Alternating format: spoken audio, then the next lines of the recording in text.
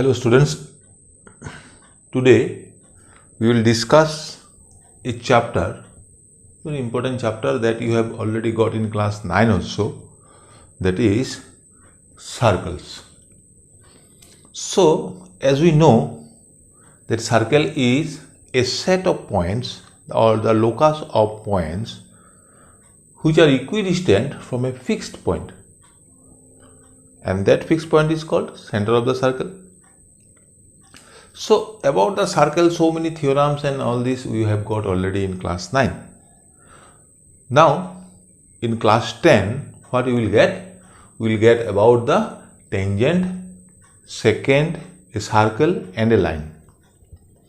So you see, a circle and a line, there are three different conditions may arise. Number one, first case, non-intersecting lines, means the circle and the line will not intersect at any point.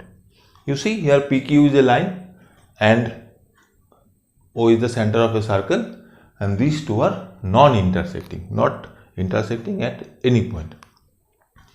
Then comes case 2. Case 2 is intersecting at two different points. That means the line will intersect the circle at two different points. Look at the diagram.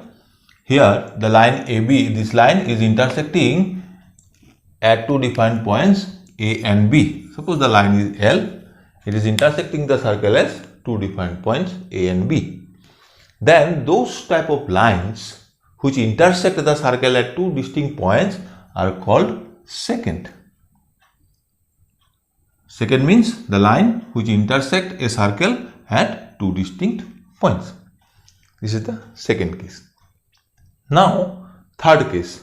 What is the third case? The line will touch the circle at only one point, touching at a point. So what will be the case? You look at the diagram here. Here the line PQ is touching the line, or you can say intersect, but better to say touching the line at only one point A. And these lines are called tangent to the circle. So what is the definition of tangent? The line which touch a circle at only one point is called tangent to a circle. And the point at which the tangent touch the circle is called point of contact. So point of contact means the point at which a tangent touch the circle.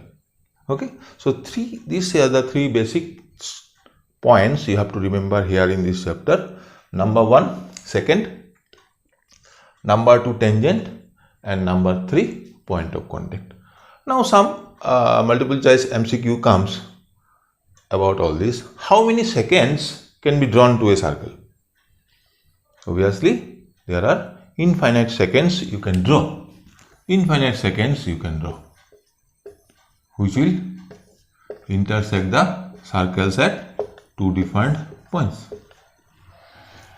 Same way, how many tangents can be drawn to a circle?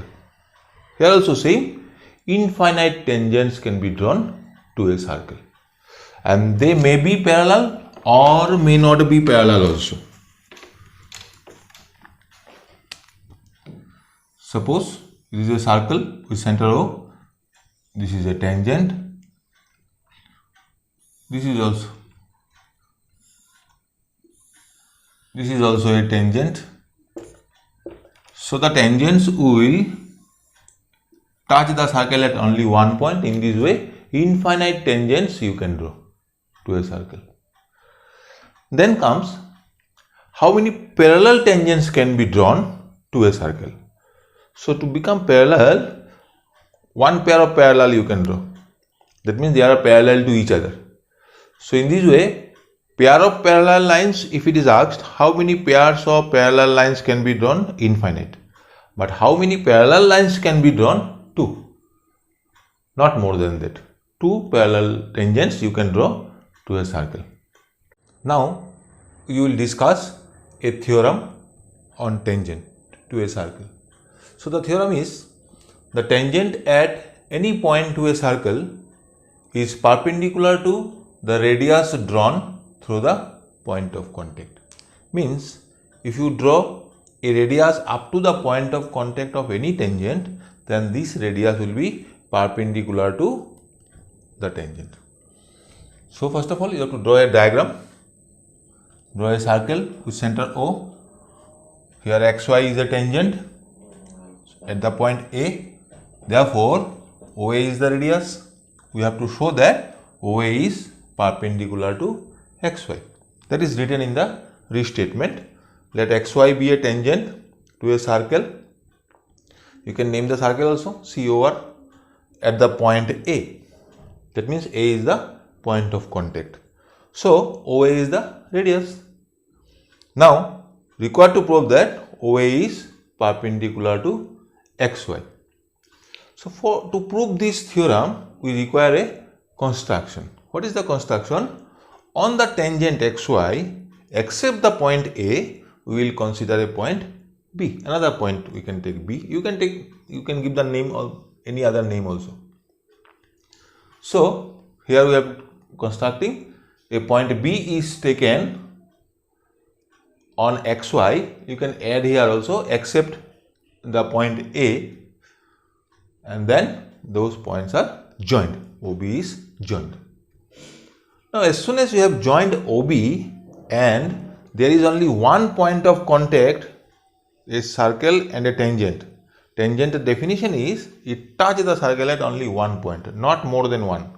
So this is the only point A where the circle touches the tangent. So any other point on the tangent will always lie outside the circle. So that's written. Therefore, B lies outside the circle. So if B lies outside the circle, what will happen? OB will be greater than OA because OA is the radius. Radius means up to the circle. So OB is greater than OA means OA is shorter than OB.